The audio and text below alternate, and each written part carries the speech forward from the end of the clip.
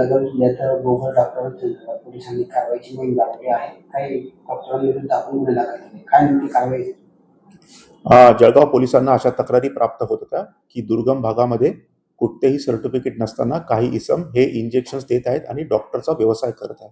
त्या अनुषंगाने आपण काल दिवसभरात जळगावमध्ये एक मोहीम आखली. त्याच्यामध्ये आपण बोगस डॉक्टर, त्याचप्रमाणे PCPNDT जो कायदा आहे, त्याच्यावरती PMT जो कायदा आहे, याच्यावर आपण एक विशेष रेकी करून आपण 2 गुन्हे काल दाखल केलेले आहेत. त्याच्यापैकी एक आहे तो अडावत पोलीस स्टेशनला दाखल केलेला आहे. त्याच्यामध्ये अरुण कुमार अजय कुमार आढळ, वय वर्ष 41, पश्चिम बंगाल, हा कोणतेही सर्टिफिकेट नसताना तिथे वैद्यकीय व्यवसाय करत होता असं आढळले.